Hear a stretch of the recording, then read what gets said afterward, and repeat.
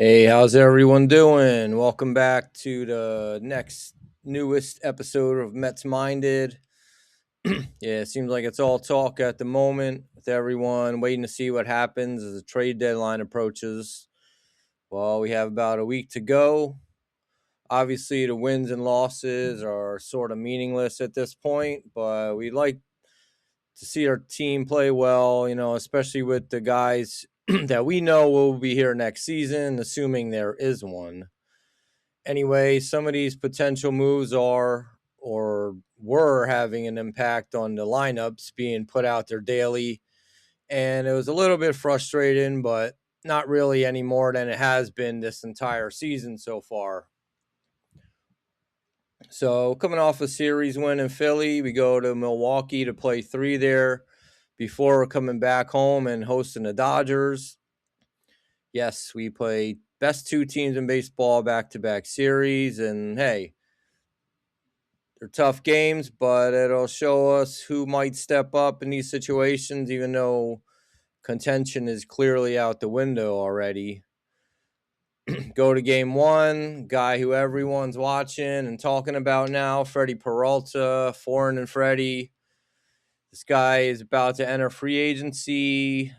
Well, will he help his own cause? He has about a 99.9% chance of being traded in the next week.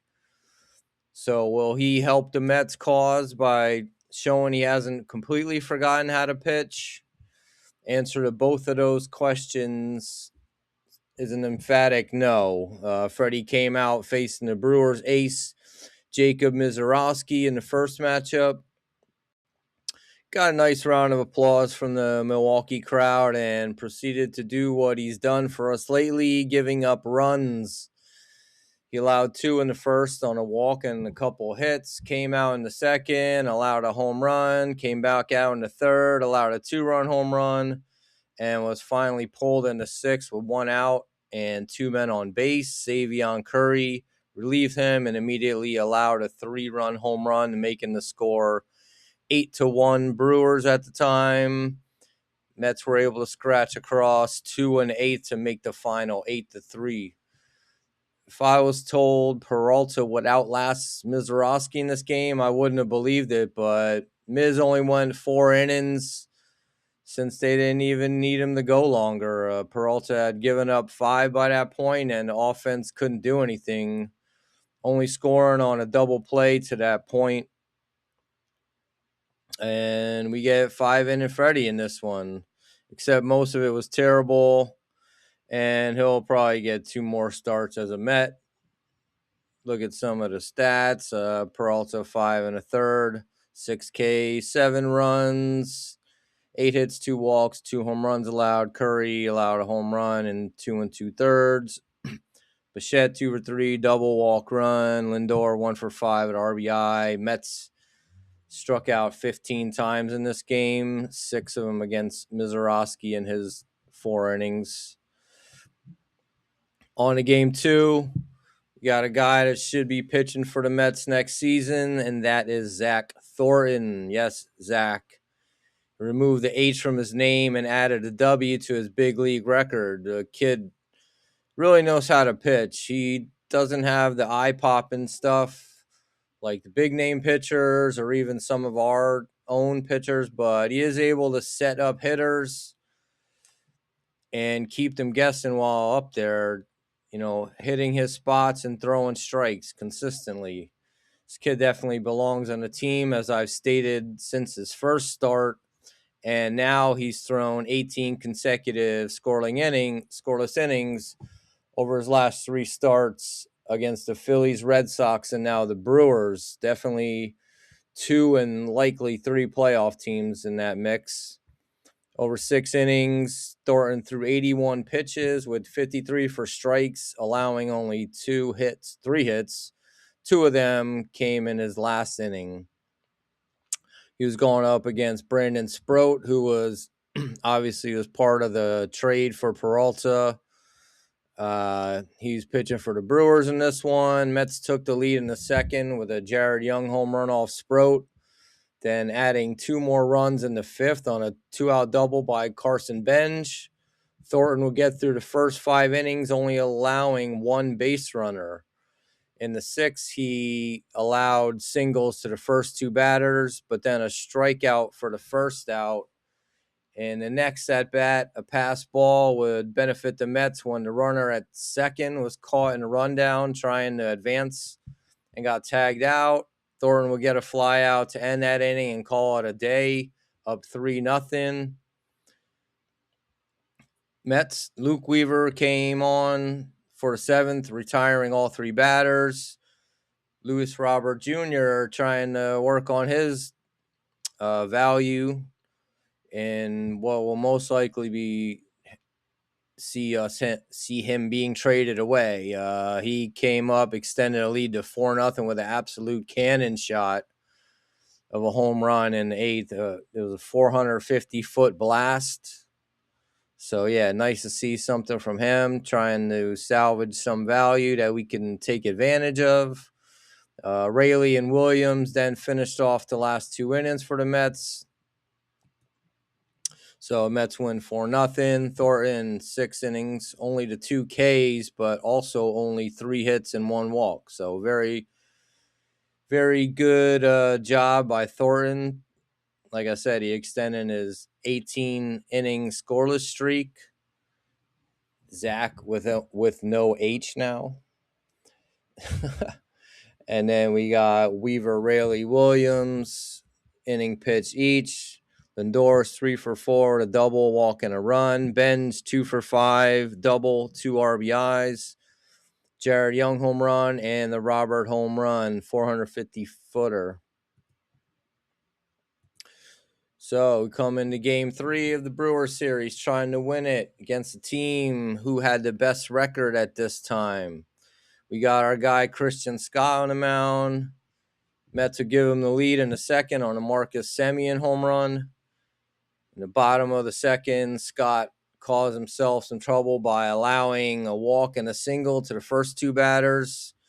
He was able to get a pop-up and a strikeout to seemingly be out of danger there, but then the defense gave him even more trouble when Brett Beatty couldn't handle a fly ball in the right field warning track. Turn him around, seemed like it kept slicing away from him and misjudged it completely. Ball fell on the warning track, allowing a 2-run triple for Joey Ortiz. Next batter, Christian Yelich, come up and knock in Ortiz to give the Brewers a 3-1 lead. So Scott being victimized by his defense there. He retired the Brewers in order in the 3rd, but he would be taken out with 2 outs in the 4th. And Yelich coming up again, having 2 runners on by a walk and a single. Cionel Perez got Yelich to ground out to end the inning. So no more damage there. Brett Beatty then trying to redeem himself a bit, hit a solo home run in the 5th, making it 3-2. But then a ground rule double by Ortiz and a triple to straightaway center hit the wall and bounced back by Yelich there, made it 4-2. Mets tried to make a rally in the 9th on a Tyrone Taylor walk and an RBI single by Alvarez, but A.J. Ewan grounded out to end the game. Yeah, it wasn't completely on Scott, though he did walk 3 batters before he was removed, kind of jacking up his pitch count. And obviously the Beatty misplay allowed the Brewers to score 3 runs in the 2nd when they could have been out of the inning. So Mets dropped the series there. Definitely a winnable game. Just couldn't really, just giving up those runs, but also, not being able to score on the offense's part. And what we've witnessed a bunch of times this year already. Christian Scott, 3 2/3 innings with 6 Ks. They counted it as 3 earned runs, but they're all pretty questionable considering, I think, and almost everyone I've heard speak on it seemed to think that Beatty should have caught that one. I don't know. I think it just shows his inexperience out there. 4 hits and 3 walks against Scott. Minter came on through an inning, gave up a home run. Perez, Brazaban, Minter, and Duarte combined for 4 1/3 with 1 run allowed. Semien 1 for 3 to home run. Beatty 1 for 2 with a home run, and that big, I'm calling it an error in right field. Mets only had 3 hits and 2 walks, 15 strikeouts. So yeah, we go to this look at the series here. Mets dropped to 43-60 after this one, and they were outscored 12-10 in the series. So yeah, I mean, we battled, played them close, except for the first one where Peralta just gave it away right away. Little rude home welcome for him, but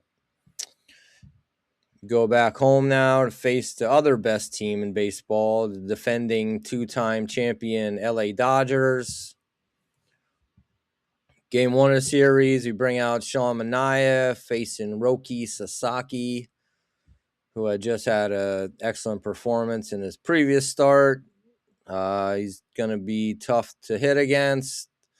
Robert Jr. started off, though, with a blast in the second inning, giving the Mets a lead. This wasn't a big home run like that one in Milwaukee, but it's good to see him flaunting especially his health at this point, let alone just everyone knows he has the power. The mystery behind him is whether he's healthy or not and how long he can stay healthy when he is.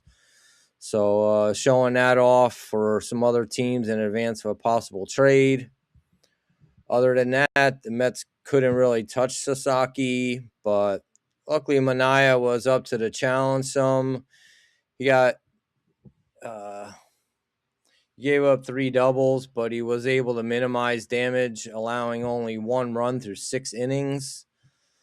Sac fly RBI from Ohtani in the 7th put the Dodgers up 2-1, and Kyle Tucker hit a 2-run home run off AJ Minter to make it 4-1. Francisco Alvarez hit a home run then, his 12th of the season in the 8th inning, but that will be the final score, 4-2. And then we got some more bad news where Juan Soto was removed from the game after experiencing an apparent calf injury, this time in his other leg, and he's headed to the 10-day injured list. He could be out for a month or even longer, possibly even the season, depending on how long, the rehab of that. But, we'll talk about that a bit later. Game 1 against the Dodgers. Dodgers win 4-2. Manaea 6 1/3 with 3 Ks. 1 run allowed, 3 hits, 2 walks. Raley inning pitch, run allowed. Minter inning pitch, 2 runs allowed. Perez inning with 2 Ks. Robert with the home run. Alvarez with the home run. Mets only 4 hits and 2 walks and 11 strikeouts. And then obviously Soto to the IL after this one. So we dropped the first one to LA.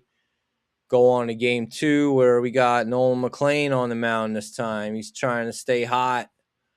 He's going up against Yamamoto in this game. He cruised through the first 2 innings. Then Kyle Tucker hit one out against him to lead off the 3rd. Then the Dodgers added 2 more in the inning on some more really sloppy defense by the Mets. Bad throw at Beatty, by Beatty at first base to Lindor, went off the runners trying to go to second. That allowed runners at first and third. Then a similar play got a force at second, but McLean trying to cover first couldn't get there in time and possibly even missed the base or mistimed his step. So that prolonged the inning. Next batter singled, making it first and third again. And then after that, Francisco Alvarez made a lazy attempt catching pitch that was kind of drifting outside to the batter. It bounced off him, allowing the runner at third to score. McLean allowed another run in the fifth on a single, then a double by Andy Pajes, making it 4-0 at that point. Mets just giving away at bats, runs, hits, just creating problems for the team that struggles offensively on most nights, and especially now without Soto. Bo Bichette got the Mets on the board with an RBI single in the fifth. McLean, he worked out of a base-loaded jam by getting a double play to end the sixth, but that concluded his night. Mets were trying to fight back in the eighth. They got a hit batter with Benj, and then a walk to Robert, who both scored on a double by Tyrone Taylor, but it was too late. Neither team scored in the ninth, so the Mets dropped the first two of the series. This one by a score of 4-3. McLean, 6 innings, 7 strikeouts, only 2 earned runs counted against him, 7 hits, 2 walks. Duarte, 2 innings pitched, 2 Ks. Brazaban also threw an inning. Bichette, 2 for 5 with an RBI. Taylor, 1 for 1 with a double, a 2 RBI double in his lone hit. Mets had 6 hits in this one, 6 walks, and 11 Ks. So come around to Peralta again. Mets trying to avoid the sweep at the hands of the Dodgers. Got the man of the moment right now, Freddie Peralta. Can he show us something before the trade deadline where he will definitely be moved? After Peralta struggled through the scoreless first inning, where he needed 25 pitches to get through it, A.J. Ewing led off the first with a bloop double. Lindor knocked him in with a single, put the Mets up right away, and one of the rare first inning leads we've had this year, it seems. Peralta allowed 2 in the third, of course, on a double, walk double, and an RBI ground out. Then another run in the fourth on a single and an error on Young at first. Another single and another RBI ground out. He'd get the next 2 batters to strand runners at second and third, but that would be all for Freddie. Mets would take a 4-3 lead in the sixth, needing a 3-run home run by Tyrone Taylor, who's been going crazy lately since he came back from being on the injured list. He's hitting home runs left and right. Shame that it's, he's possibly going to get moved. We'll see. I mean, depending on what we can get for him, we'll definitely see. But I'm going to touch on that at the end. Then the Mets scored 4 more times in the seventh, where A.J. Ewing started with a walk, followed by a 1-out single by Bichette. A pass ball with Benj at the plate would score Ewing. And then Marcus Semien, he's showing some pop too. He hit a 3-run home run, giving the Mets an 8-3 lead. Perez, Raley, and Weaver. They would hold the Dodgers down through 8, where Weaver made just an unbelievable play, fielding a ball off the third base side to get the out at first and out of the inning. Then Devin Williams, he finished the ninth with 3 strikeouts, ending the game and avoiding the sweep at the hands of the Dodgers.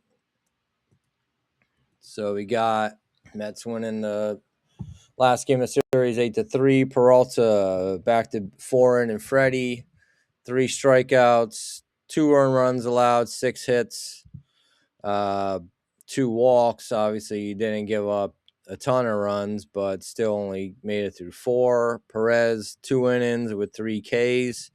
Raley, Weaver, Williams, an inning pitch each. Taylor with the home run, 3-run home run. Semien with his 3-run home run. A.J. Ewing still impressing, 1 for 3, 2 walks and 2 runs.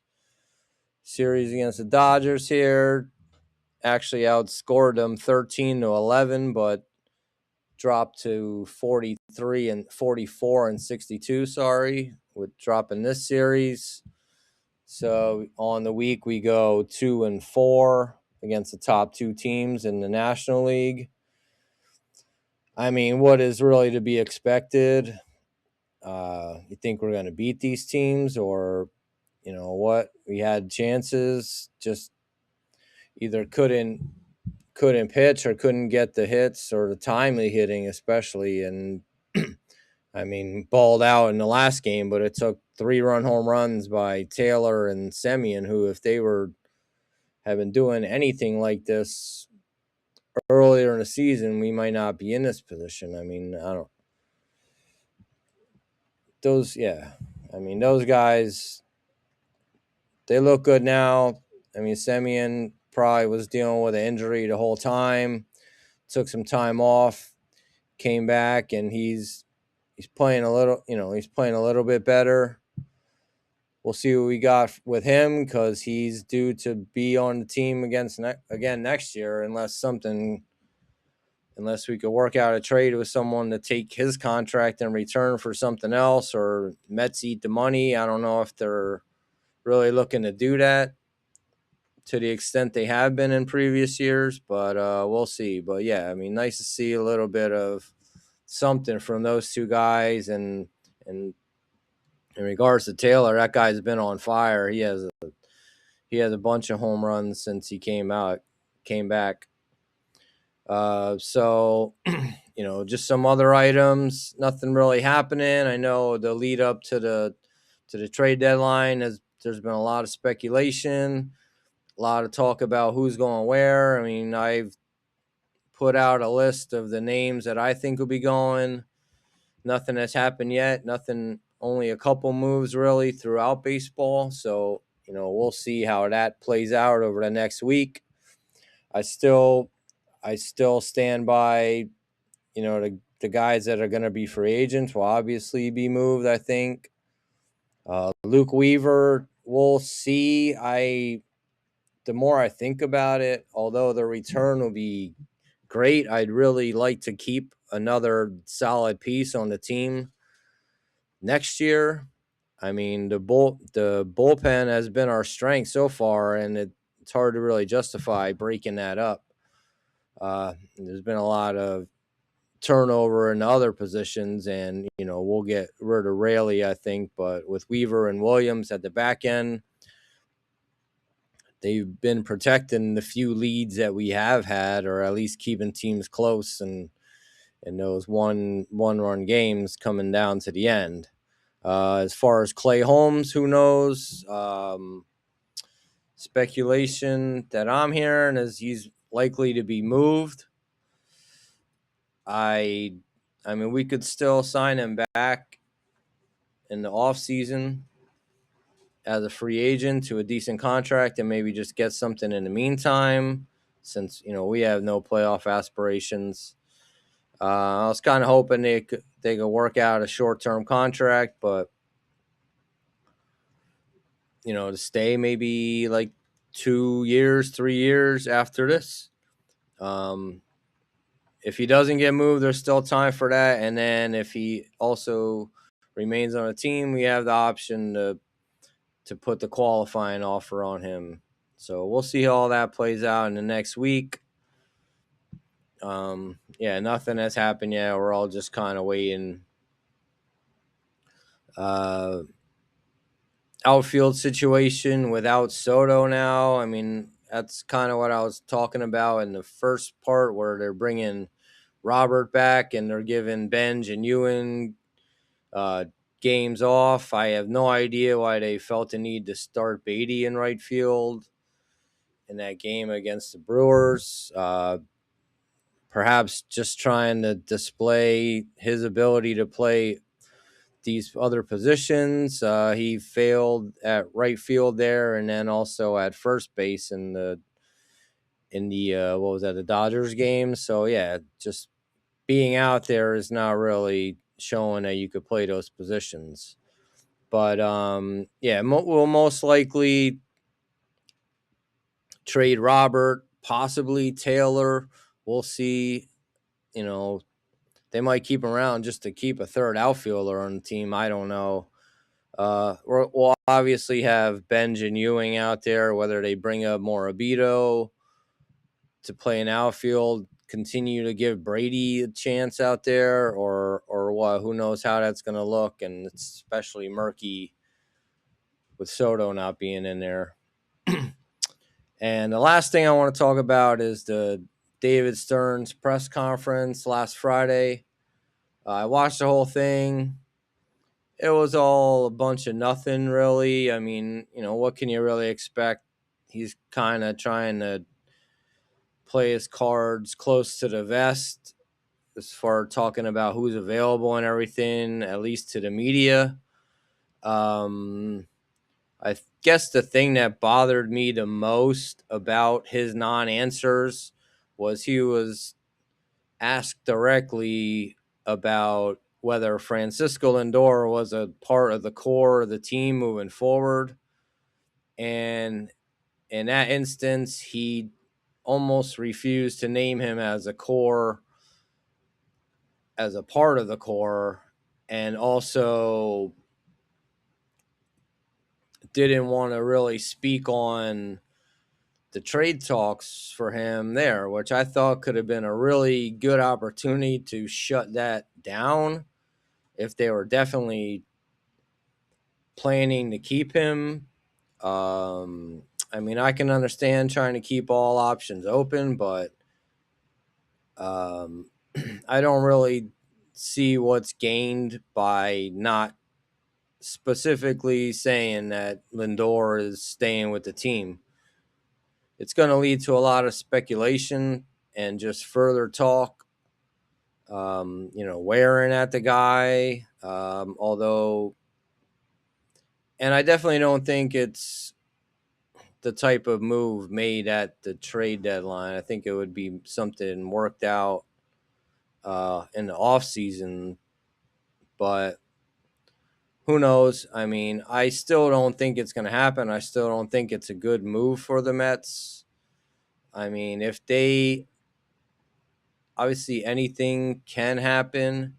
And I think at some point the Mets are going to have to try to reduce their salary just to get under that luxury tax level that they've been at for the past couple of years. I mean, yeah, Cohen can afford it, but I mean, really, they're paying 50 cents on a dollar for every dollar they spend over that number, and it has a long-term negative impact on the team itself to restock their shelves in the draft, and just their pool of money that they can spend on that and international signings as well. So yeah, I think at some point they're going to have to get under it, but I mean, who knows what the rules are going to be after this year. So I don't know. I'd like to think they could work around all that and keep Francisco Lindor somehow, basically go with the youth movement on the pitching side. And, once some of these other high price contracts fall off, like a Semien, for instance, I mean, who else is really making money on the team besides Soto, Lindor, Bichette, obviously. So, hey, we got a week to go. See how this plays out. I think all the guys we mentioned are going to be moved. I doubt there's going to be any, just in my own opinion, I doubt there's going to be any like shocking moves at this time. But who knows? I mean, we're kind of backed ourselves in a corner, and that's a time when desperate things happen. But we'll see. I don't want them to do something too desperate, and I'm